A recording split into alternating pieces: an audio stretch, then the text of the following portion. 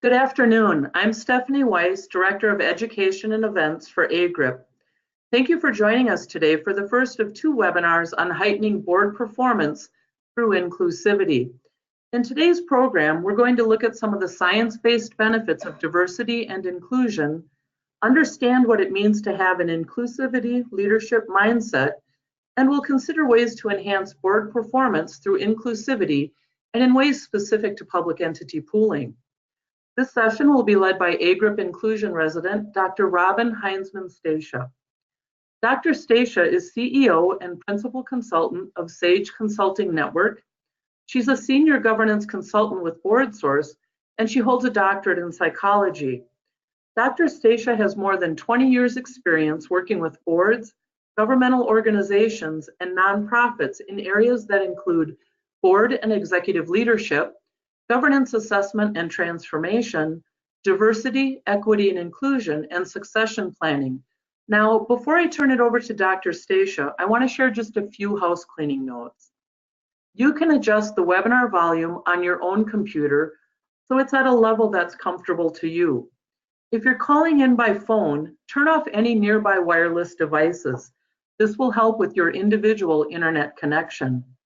If you experience any sound issues, consider switching the phone and computer sound using the GoToMeeting controls. All attendees are automatically on mute. So if you'd like to ask a question, and we hope you do, because this is meant to be a conversation as much as a presentation, please type the question into the question field on your webinar control panel. We'll answer those questions as we go or at the end, depending on the individual questions. We've got two handouts for this webinar. You can access those through the handouts pane in the webinar control panel. Just click on the name of the file and it'll automatically start to download. Once downloaded, you can save the document to your computer. We are recording this webinar and we'll make it available on the AGRiP website in the coming week or so. Last, at the end of the webinar, we're going to take everyone off of mute. For a conversation. We anticipate that we'll have about 15 minutes for this, so please pose questions as we go and also join us in the live conversation at the end. Now, I'll turn it over to Dr. Robin Heinzman Stacia. Robin? Thanks so much, Steph, and hello, welcome everyone. I'm really excited about our conversation today, which is entitled Elevating Board Performance, Understanding Inclusivity. And let's see, there you go. Steph already did a nice intro for me, so I appreciate that. I'm gonna just skip right through that. I wanna just make sure that you all are as excited as I am about what we're gonna accomplish today. And I use the word conversation because we are creating a virtual room. I'd like for you to imagine that we're at a conference or a training setting, and that in fact you and I and all of us in the room are looking at each other. And we've come together to really achieve three objectives. The first, which is I think AGRiP's objective for you and the pools for the entire year, and that's to really help you understand why inclusivity matters. So we're going to spend some time talking about what inclusivity is and why it's important. And then we want to talk about the work of inclusivity. So how do we understand how to get governing bodies to maximize their capacity, their capabilities through inclusivity practices and standards? And then the third is we want to really help you to understand the benefits of inclusivity. So why do this? Why put forth the effort that you will need to in order to create the kind of inclusivity that you need for both your governing boards as well as for your pool organizations. So while for the most part I'll be referencing governing boards, the kind of information that I'm sharing today and that we'll discuss in terms of why it matters, how to do the work, and what the benefits are equally as transformative for your pool organizations as it will be for your governing body. So, take heart. I think that this information is translatable. And for those of you who are on the line, who are executive directors and who are also thinking about your team, you're going to be able to translate this information in a very seamless way to how you might, in fact, strengthen your organization. So, first of all, I think I see 14 attendees. I think the number jumped up, Steph. I'm not sure I can see all the names, but if I'm accurate, I think we've had some folks join us. So those who are here, we want you to, again, this is our virtual room. We want you to go to your chat box, because every opportunity that we have for you all to get together, we really want you to make some connections. And you say, gee, how can that happen on a virtual webinar? Well, in fact, it can. And so we want you to put in the chat box your name, maybe the location or the kind of pool that you are representing. I might love to know if you're a board member or if you're an executive, and then how long you've been in pooling. And of course, if you want to share your favorite color, or if you want to share if it's raining outside, wherever you are, anything else you want to share to help us connect, you can do that. I'm based in Atlanta, Georgia, by the way, and it's a beautiful day here in Atlanta, beautiful spring day, no rain, thank goodness. And my first name is Robin, and I am a board member, by the way, of not a pool board, but I am a board member of a board. So I share the journey with you all in this work of trying to really create the strongest governing practices that we can. So you're going to do those intros. Steph is watching the Q&A box, which is where we want you to put those intros. And we'll come back and we'll, throughout our time together, see who's in the room with us. Thanks, Robin. Okay. Thanks, Robin. I did just post, so hopefully everybody can see in that chat box where they can enter their attendee information and help everyone get on the same page with who's in the room. Okay, great. Thanks, Steph. So what we know, and one of the things I find most fascinating about working with your organization is that pool governing bodies is a very complex work. I mean, it's a combination. You guys are a quasi-organization of what I consider to be mission-focused organizations that have to be highly strategic, that is complex in that you really have to have an understanding of the risk, the coverages, your public responsibility.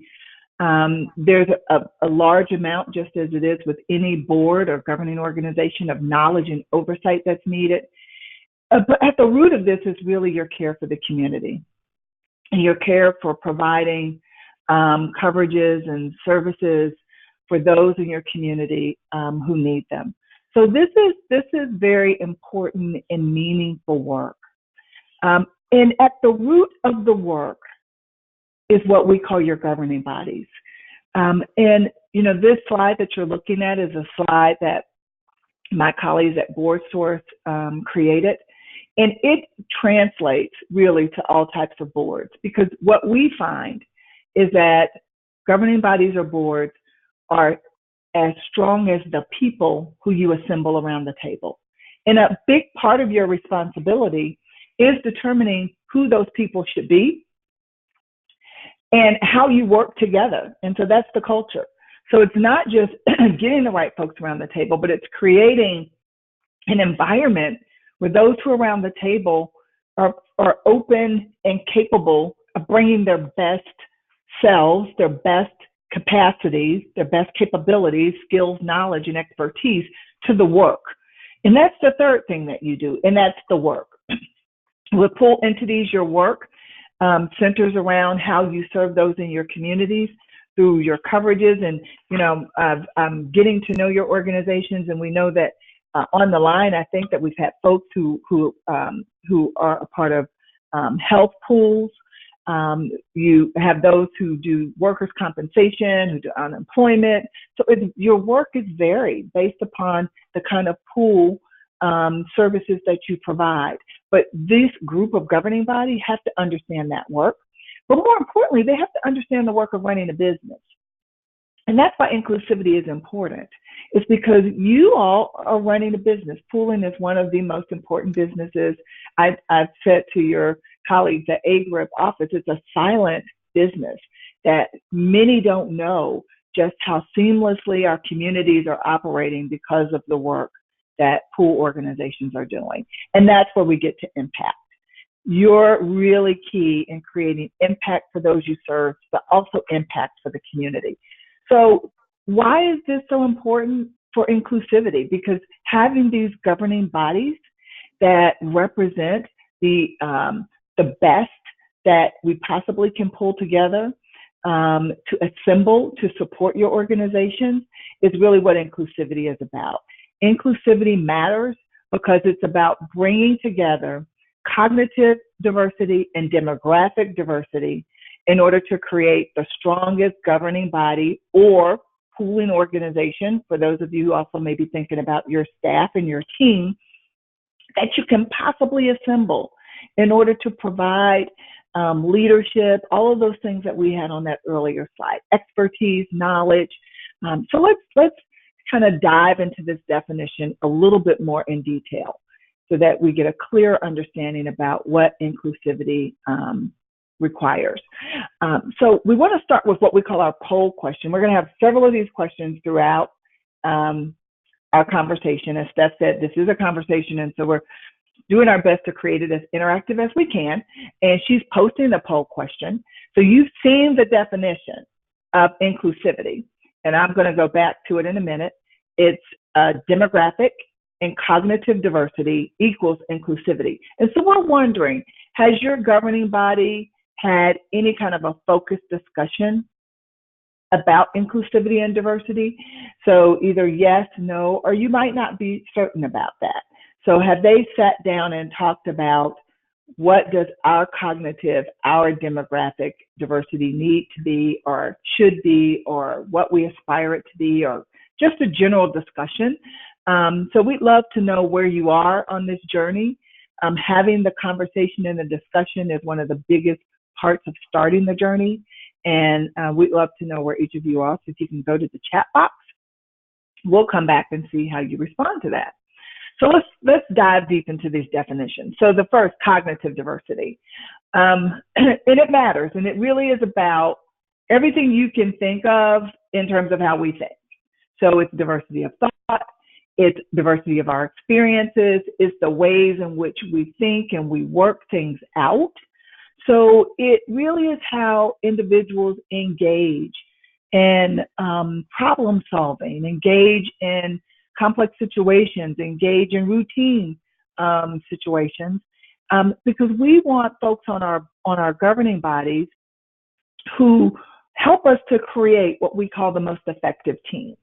Where individually we're unique, and we bring these unique attributes and characteristics and sense ways of doing things, but together we create what we consider an effective team that helps us to see the world differently. And now the world, right, that's very kind of broad, but that really is what we're looking for. We're looking for a group that isn't going to look at things in the same way, that's going to maybe ask some unique questions, that's going to push some different buttons. It's going to cause you to pause, to explore, and to consider your possibilities, your directions, and your solutions in a different way. So that's what cognitive diversity is. And when it comes to pooling, one of the things that I'm learning is that pooling is very strong for the expertise, often of whatever that particular pooling entity may provide in terms of its services. But we really want to have boards, pooling governing bodies that bring a broad array of knowledge, skill sets, background to the organization. Because again, you're running a pooling entity that is a business that provides services to those who are a part of your pooling organization, that also has to be in tune to what is and isn't happening within your community. And so you'll look in this kind of bubble diagram of all different types of professional backgrounds. And, at the Governance and Leadership Conference, one of the things that the groups that I worked with there, we all determined is that many of us have multiple skill sets, expertise, interests, some even multiple careers. And so it's really important to understand what each governing board member brings to the organization and what your pooling organization needs from your board members. So you may have some who really bring, who previously were academicians or who have a background in marketing or who run or have a small business. And so how do you tap into all of that knowledge and that skill set in order to strengthen the governing body's effectiveness as a collective group? And that's what the cognitive diversity is really all about. Robin? Yes. We have some poll responses that I'd like to share with the group. And if you'd like afterward, I can also share who's in the room with us. So first, all right, that sounds good. Let's do the poll. All right. So the question was, has your governing body had a focused discussion about inclusivity and diversity? 38% of our attendees said yes, 38% said no, and 25% are uncertain. We had a total of 80% of our attendees respond. Would you like me to introduce who's in the room? Oh, sure. Let's do a couple at a time so that we can keep moving. But introduce a couple of the folks who are in the room, and then after each poll question, you can introduce a couple more. Okay, sounds good. So we have, let me just see here. We have Brian Holland from OMEG, which is in Oklahoma. And Brian is joined by a group of 8 people in his office. So shout out to Brian for making it look like we have 14, but really being closer to 25. He wins the gold star. Shout out, Brian. And we also have Teresa from Helena, Montana, and she's been a program director for 25 years. And I'll introduce the next couple of folks after our next poll when you wonderful. That. Thank you. Thanks, Steph. And you know, that breakdown of about a third, and a third is about the way it is. So what we want and what we are hoping is that as you all get more comfortable with understanding what inclusivity is, you're going to be able to use this webinar and other tools that we have posted for you on the AGRiP site to help guide and facilitate these conversations. So why is this cognitive diversity important? Is there really any fact to it? So Peter Robinson, who happens to be a psychiatrist, has done a lot of work. I've given you a reference there from Harvard Business Review, March of 2017, where he looked at the impact of cognitive diversity on completing complex challenges. And what he found is that both knowledge processing, okay, that's how we think about things, which is different. And we know, of course, the most common joke we have is our gender differences, right? And how women or men may think about and approach problem solving. And then, of course, we know we have our tech versus our soft sciences differences. So there's many ways in which we already agree that, we think about things differently based upon who we are, our gender, our age. We know there's generational differences in knowledge processing. And then there's perspective. So what he found is that those teams who had a larger standard deviation, meaning there was more differences between how they processed knowledge and how they saw things, those teams solved challenges quicker. If you look at this chart that I've inserted, Team A, which had the largest standard deviation for both knowledge processing and perspective, problem solved significantly better than Team F, who in fact never solved the problem, and they were more similar. And Team E, who failed, they solved within 45 minutes, when you read the article, they just kind of gave up. They started working on other things because they were very similar. They all approached it from the same perspective. So we know, and there are many other data points that let us know that cognitive diversity significantly impacts our ability to see things differently, solve problems. Well, demographic diversity is equally as important. Demographic diversity really is just this range of who we are. It's, our ethnicity, our age, as I said, our racial background, our gender, you name it. We could have a list of demographic diversity that's 100 elements long. But the key to demographic diversity, and what I love about it, is that there is no prescription.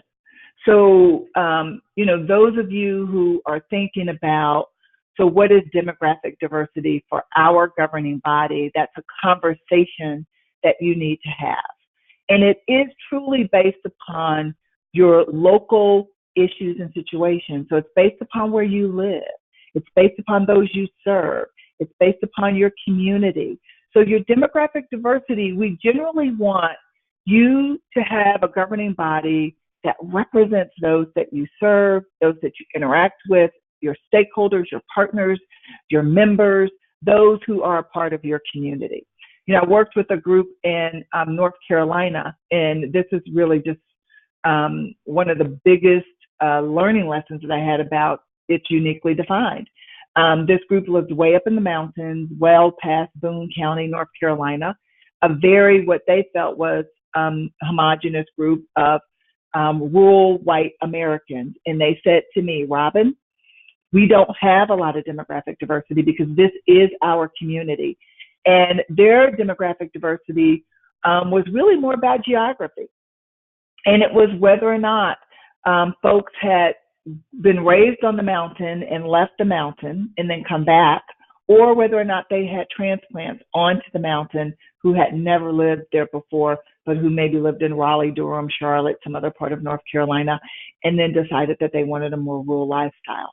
So you have to discuss this. You have to talk about, which is why I like this graphic, because it shows that everybody brings something different to this conversation.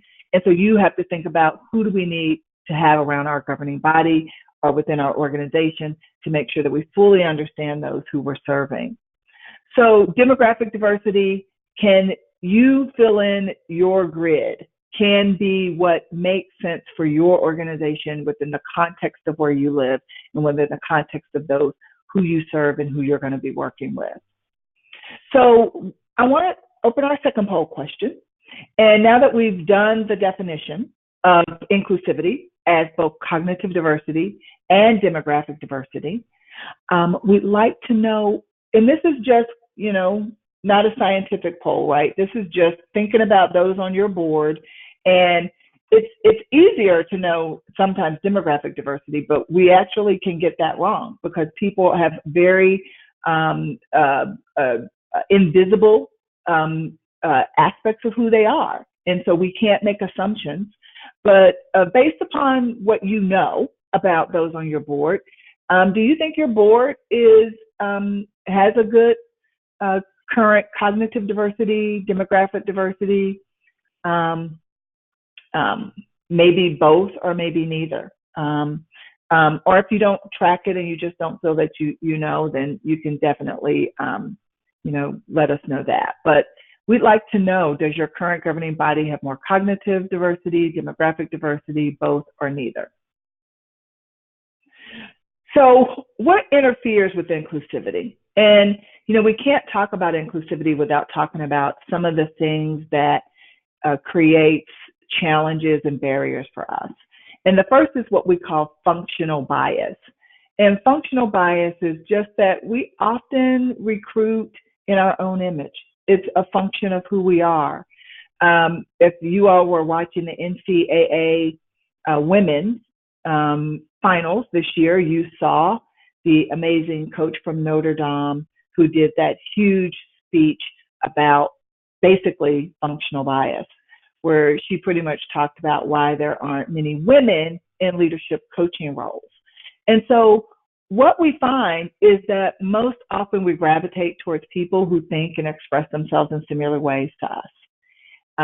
And as a result, boards and organizations often end up with what we call like-minded people. When you hear yourselves say or think of things like, we really want everyone to fit in, we want to feel comfortable, we want to be efficient, we want to be able to get things done quickly. These are all subtle bias that let us know functional bias is at play. because functional bias leads to what we call low cognitive diversity, which means you're like team F, right? Standard deviation of differences is very low, and the likelihood that there's going to be a lot of challenge and a lot of innovation and a lot of differences in the room is very low. And when we begin to use those types of qualifiers, we're really setting ourselves up for finding people who look like us, because we've decided that low conflict, doing things quickly, being efficient is preferable to generative conversations, challenging ourselves, being innovative. Maybe it takes a little longer, but we get to a better end product than we would if it were to go faster. So functional bias is something that we really have to be very careful of when it comes to cognitive diversity. And when it comes to demographic diversity, we have this phenomenon called unconscious bias. And many of you have heard of unconscious bias, or you've heard of implicit bias. They are the same thing. It is those attitudes, feelings, and beliefs that we all possess, all of us, about subgroups of people that are different than we are. So sometimes they're associated with stereotypes. Sometimes they're associated with learned experiences that we involuntarily translate to a larger group of people. So these unconscious biases are involuntary. They're things that we just soak them in.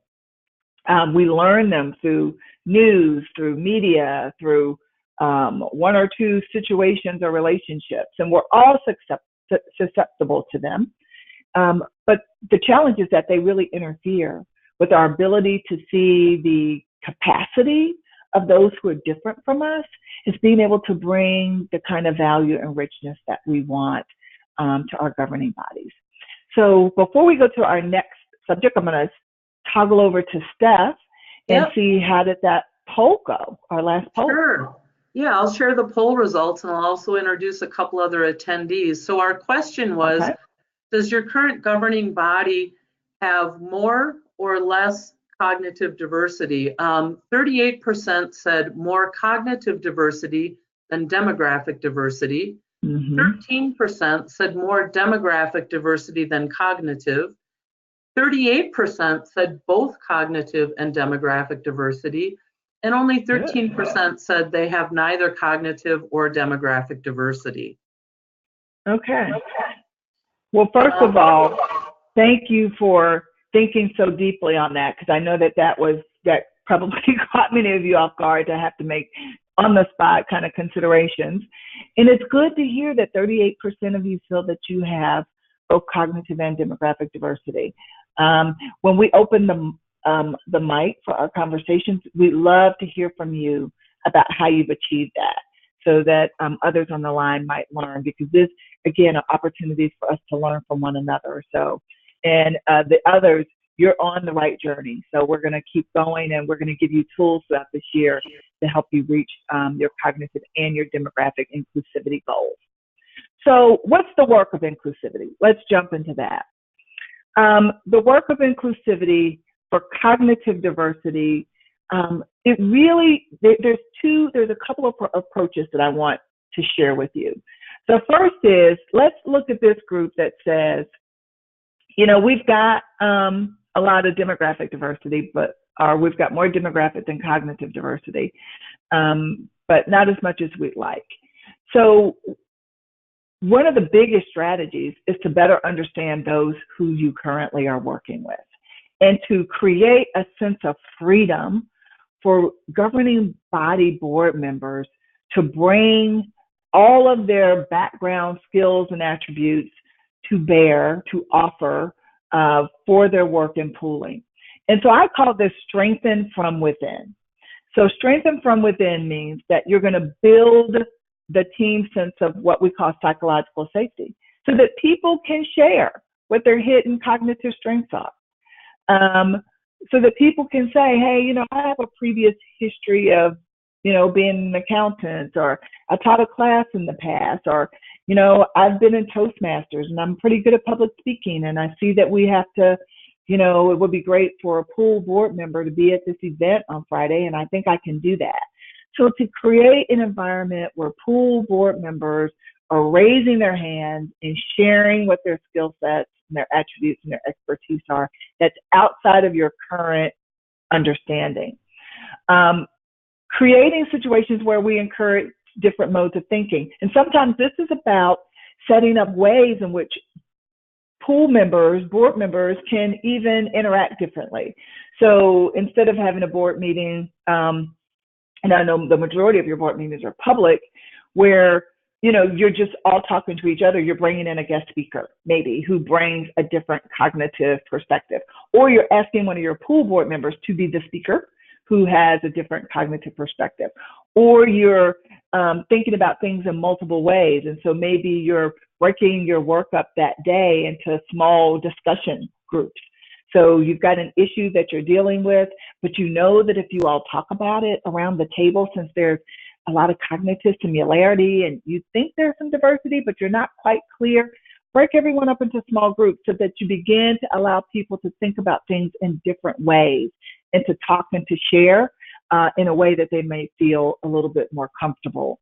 You know, really encourage and support that curiosity through ideas, brainstorming, you know, using flip charts, using generative questions, structuring the process so that collaboration exists. You know, one of the biggest things that I say to all of the governing bodies that and boards that I work with is, you know, your best friend is task assignments to your pools to have them come back having thought through something. So assigning work groups or task groups, giving them assignments to go out and to focus on something that's challenging and to come back with ideas and solutions to offer to your pool. This is what we call strengthening from within. So tapping into the cognitive diversity that you know that's there, but that you may not have all of the specific details about, and you haven't maybe created room for people to really offer what they can offer. Robin? The next, yes. We have a question from one of the attendees. I'll go right ahead. Great. They said, you mentioned the term generative questions, and they asked if you could talk a little bit more about what you mean by generative questions. Oh, thank you. Thank you for catching me and using jargon without explaining it. I appreciate that. Generative is a term, and we'll make sure that we have a document for that posted, Steph, on the inclusivity section. But generative is a term that we use with governing body work that really means the board is free to deep dive, that you're free to explore, that the goal of the conversation isn't about the solution. The goal of the conversation is about the process. So generative is creating a process where people talk freely and are able to, for lack of another word, meander around in their discussion. So they're able to punt off of each other, ask each other questions, you know, ask why, challenge what if, think about option A, option B, option C, and not feel, as we often do, that we have to get to the vote, that we have to get to the, okay, are we all ready for the question? Are we ready to vote? But that the goal is about the process of thinking through, making sense of, understanding why, and figuring things out. So that's what generative is about. And we find that with cognitively and demographically diverse groups, they spend more time and they actually more naturally evolve into generative discussion because folks are not, they don't have that kind of insider understanding like, oh gosh, I know what Robin's thinking because, you know, she and I are so much alike. They may say, I wonder what Robin's thinking. I don't quite understand what she meant by that. So I'm going to ask her, what did you mean by that, Robin, when you said blah, blah, blah? So that's generative. So thank you for asking that. That's perfect. Any other questions, Steph? Nope, not right now. Okay. All right, great. So the next part of the work of building inclusivity is about strengthening intentional inclusivity strategies. So we had strengthening from within, and now we have strengthening intentional strategies. So the best thing that we do as governing bodies is build this amazing group of people around the table called the board. But ensuring that we've got the folks around the table requires that we really go through a very intentional process. And I tell you, in all of the work that we do, usually what happens is that people start with recruit. They start with who do we know, or who should we be asking, or for many pool entities, who qualifies, like who is in our standard board pipeline based upon our bylaws and who can serve on our board. Inclusivity requires that you back up and that you go to what we call identify. And that's create the picture of the inclusive board that you desire. So what do you need in order to have a fully inclusive board? Is your board 75% men, in which case you may need women? Is your board 85% over 60, in which case you may need generational board members? Is your board 75% from the same profession, a business background, in which case you may need people who are from various professional backgrounds or expertise? So the first is to identify what this ideal pool board that you need looks like. And then the next is how do we cultivate and get those people interested and ready and able to serve on our pool board, and then recruit them. And the cultivate is the piece that may be, for some of you, more challenging based upon some constraints that you may or may not have with who can qualify to be on your pool board, your governing board. But I want you to just still think through that, because there's other ways that you're going to be able to bring the diversity to your organization, even if, in fact, you have some challenges with recruiting them to the board. We'll think about how they can be involved in committees, how they can be subject matter experts, how they can speak to your organization, how they can work with you on various tasks. So we still want you to know, what does it take to really strengthen our intentional inclusivity? And identify, cultivate, and recruit are those three steps. And if you join us for the next webinar, you'll hear a little bit more about those that we know will get you to that inclusive board. So we also know that, as I mentioned before, that many of you are going to have to really do some very intentional practices to change some of your inclusivity, processes. So the first thing that I ask every board member, and this is whether it's a pool board or a nonprofit board or whatever, is to read your bylaws. Know what your bylaws tell you about your board criteria and eligibility. What's fact versus fiction? I've had so many people tell me certain things, and then you read the bylaws and it's not there. So what's the fact or the fiction? What are your degrees of freedom? What can you change? What can't you change? And if you want to change something in those bylaws in order to have more inclusivity degrees of freedom, what would it take to do that? So don't feel like, oh, we can't do this because our bylaws say we can't.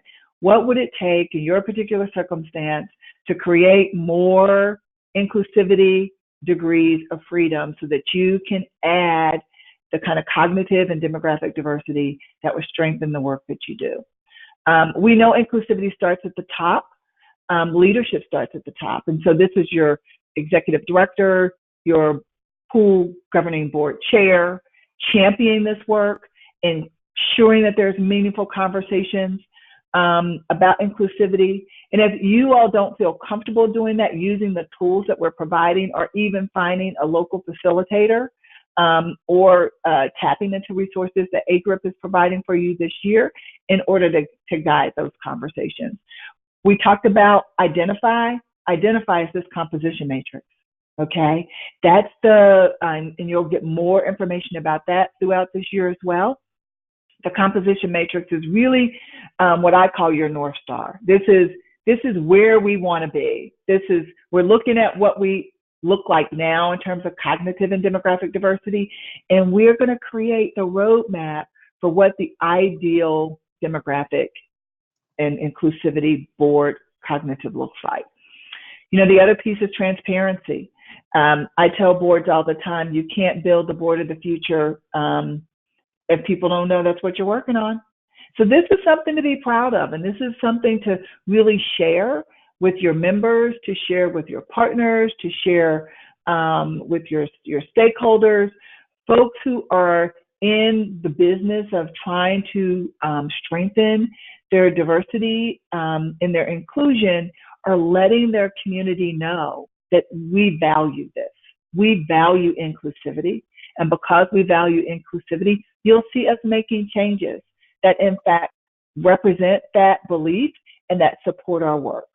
So we're strengthening our board, we're changing our work groups, we're expanding our communications, whatever it is that you're going to be doing, creating a sense of transparency around that. And then this work is very intentional, but it's also very methodical and it takes time. So this isn't work that happens in 30 days or 60 days. And so I really recommend, and best practices recommend, that you establish an inclusivity work group, a group of board members and or staff together who champion this work and who really want to spend the time it takes to identify the right strategies for your pool governing body, for your pool organization, and to think through what will it take in order to get you to the finish line of really having a welcoming governing body that is both demographic and cognitively diverse. We also know that within the pool entity, there's some specific things that we think that you should do. And so I've given you some ideas there. I'm not going to go through all of these, but they're here for you all to talk about and to chew on after this webinar, but really continuing to promote the inclusivity strategies in all the ways that I have here in terms of promoting pooling, looking at your pipelines. We're going to talk a lot about pipelines in our next webinar, developing leaders, getting your partners and stakeholders to help you, and, really making sure you have a plan for commitment.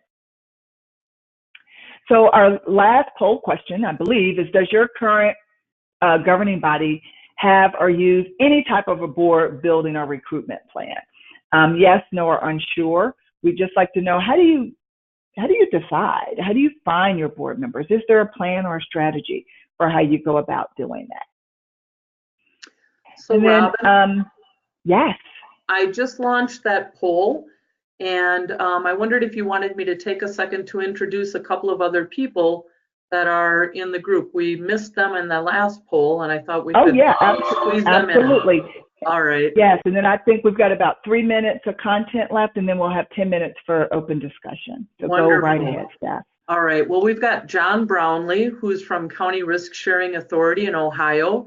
He's a pool executive, and they have a board made up of 9 folks. We've got Michelle Carter, the executive director at Tandem Collective, and she's been with pooling 7 years. I should have mentioned that I believe John said, oh, no, he didn't give us how many years he's been in pooling. I apologize for that. And then we also have Melissa Perot. She's the Associate Executive Director from School Care in New Hampshire, and she's been in pooling for 12 years. And it also Wonderful. looks like everyone has responded to the poll. We received 80%, and 38% says that yes, their governing body does have a board building recruitment plan. 38% says that they do not have a board building plan, and 25% aren't quite sure whether they use such a tool or not. Okay. So those of you who have a plan, you have a process in place where you would be going back to review that process and expanding upon it. And those of you who don't, we're going to definitely have some tools and resources that will support you getting started with that. That intentional board building plan, identify, cultivate, and recruit is key to the inclusivity success story. So, just in closing, we know that you all are leaders. And this is leadership work. Inclusivity is leadership work. And there's a great study by Deloitte that talks about what the 6 leadership traits are that it requires in order to achieve inclusivity. It really requires commitment. And you all know this from all the work that you do in many other areas. It requires courage. Not everyone is going to be on board. Not everyone understands the importance. You're going to be able to go back to that slide and to that Harvard Business Review study that shows how cognitively diverse board teams outperform others. You're going to be able to go back to the bias slides and say, there's things that we do that just set us up for wanting to be comfortable. That takes courage to have that conversation, courage to be cognizant of bias and to help your group see the bias. It takes curiosity to want to know, how can we do things differently? How can we improve? How can we make more connections? How can we expand our footprint as a pool governing body? How can we get more of our members engaged in interest? How can we understand more about who we are and what we bring to the table and how different we are? It takes an understanding of cultural intelligence and knowing that, we're not all alike. And that's what's good about inclusivity, is that we're not all alike. And so we may stumble over each other, but we're going to give each other the grace of understanding that with inclusive groups comes patience and getting to know each other. And it takes collaboration, really being able to sit down and work together as a team. And so I want you to really give these leadership traits, embed those hopefully within your understanding that, this is a work in process. So this takes time. There's no perfect answer or solution. And so to help you with that, I've given you 7 things there that can help with your mindsets. I'm not going to go through that, but I think these are some really great, again, conversation starters that you can have individually as leaders to help reshape how you see your role and strengthen how you go through this process. So I've given you some things that you're going to be able to use for your own, hopefully strengthening the work that you do. The last couple of slides are about the benefit, and this is because we know that when you go back, there are going to be people that say to you, how does this impact our bottom line? So I've given you some great slides to help you understand how it impacts your bottom line. These are just the first big 4, and this is really what you need to know, that all our data shows that it improves your financial goals, that it really helps with business outcomes, it creates higher performing teams, and it makes teams that are more innovative and more agile. I've given you more details on the next slide for those who really want more detail on your board. Again, these are tools for you to use, so you can go back to these slides on benefit as well. I want to open the mic up and we've got about 7 minutes. So I want to make sure that we have enough time for discussion. And if there's a slide that you want me to go back to, just say, Robin, can you go back to that slide on whatever? And I have a question about that, I can toggle back. So we open the mic and we'd love to hear from you. Great. Well, Robin, I'll open the mic in just a minute. I wanted to introduce one last person. We've got Brad Doublehead from Edmond, Oklahoma. He's a senior claims adjuster who's worked in pooling for 8 years at OMEG.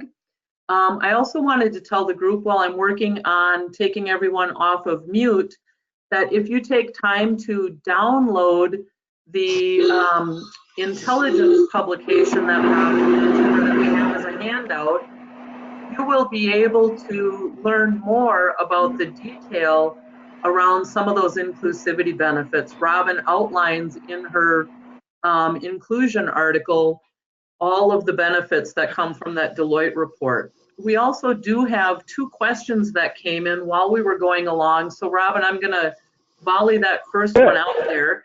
One of the individuals is asking whether you could provide some examples of the research that you typically ask your board to study along with other board members or committees and report the results back of that. So I think they're trying to get to what have you asked boards to do research on so that they're collaborating with one another and how does that work? And if I've gotten it wrong, whoever submitted that question, I'd ask that you pipe up and correct me.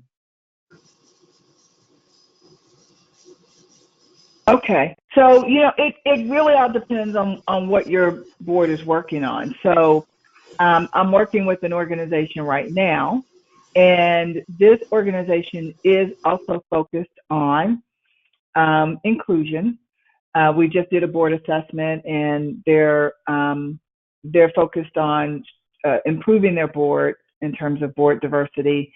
For them, younger board members, the average board member is over 60.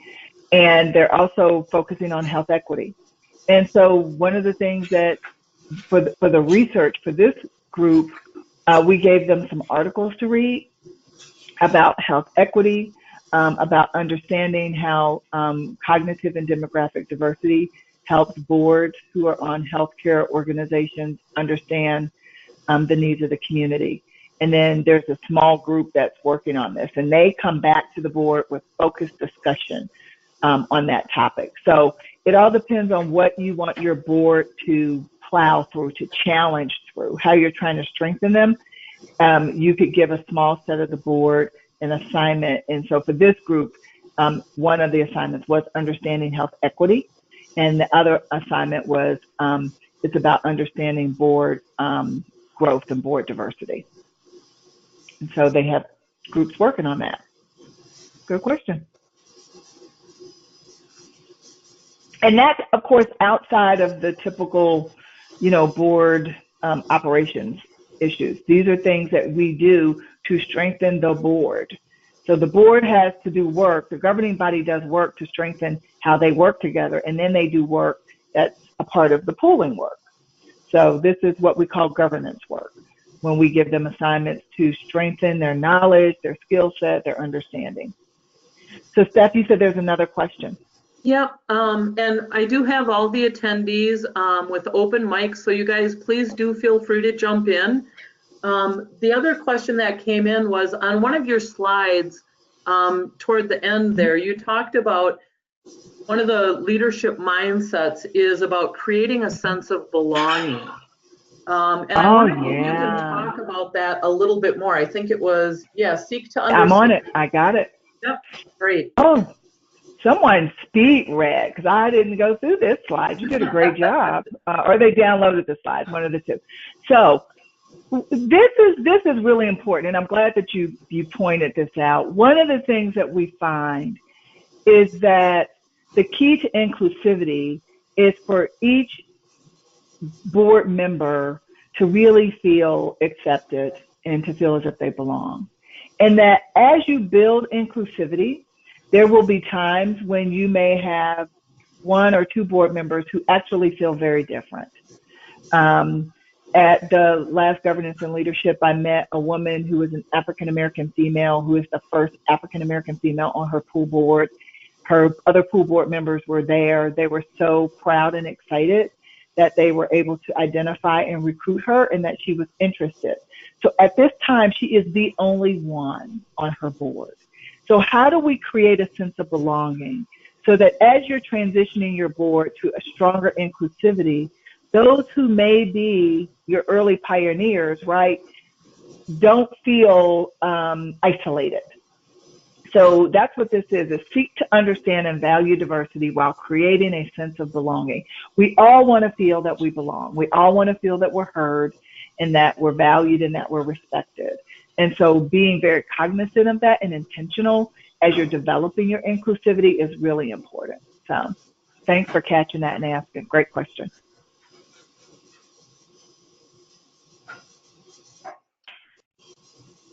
Any other questions? The mic is open. Or comments, if you don't have questions. Or, I said earlier, there were 38% of you earlier who said that you had a cognitive and a demographic board. I'd love to hear from one of you in the last 1 minute about how you've achieved that. Whichever one of your groups wants to share how you have achieved both a cognitive and a demographically diverse and inclusive board, governing body. Want to share? Robin, while we wait for folks to jump in on that, we do have one more question that came in, and it's around, they asked, what has been the I'll call it the tipping point. This is me translating their question. The tipping point for helping people understand the value of inclusion. So in other words, if you've got people who are resistant or who aren't buying it, what have you found that's been the most successful across the groups you've worked with to help people get on board with inclusion and the value behind it? Yeah, so there's a couple of ways that I look at this.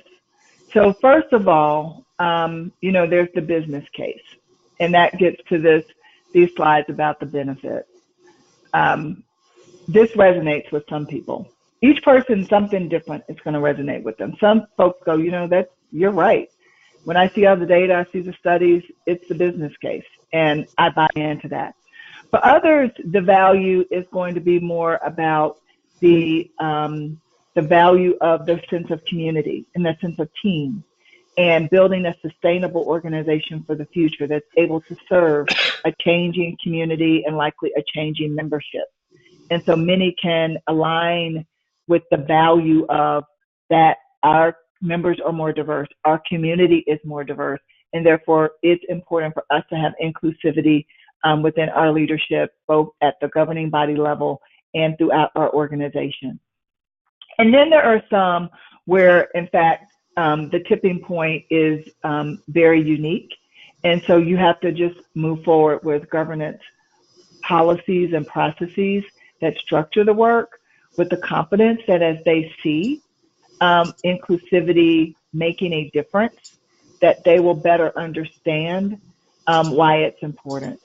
I often like to have my board chair or some other champion who's really able to help support and answer questions for those who might be more hesitant. Remember your slides on the functional bias, which they're too far back probably for me to go find them, but those are often tipping points as well. We'll be giving you some really good tools to help people really understand and see what functional and implicit bias is and looks like, and how we all are, vulnerable to them, and that often can help folks as well. So it's a very different tipping point for each person, which is why you have to approach the conversation from more than one perspective. So hopefully that helps. Yeah. Well, Robin, thank you so much for that. That brings us to the end of the webinar. And I want to say thank you to Dr. Stacia for helping us think about the science-based benefits of inclusion and what we can do to enhance inclusion in public entity pooling. To our attendees, thank you for giving us your time today. We know that you're pressed in a lot of different directions, and so the time you took today is really meaningful to us. So thank you for that. I mentioned earlier that we will get a copy of this webinar posted to the AGRiP website. Look for that in the next week or so. And for those of you who are executive directors, we hope to see you at the CEO and Senior Staff Institute, where we're really going to dig in with Dr. Stacia to build individual plans around inclusion and leadership and understanding your individual strengths. So thank you so much for your time, and have a lovely remainder of your day.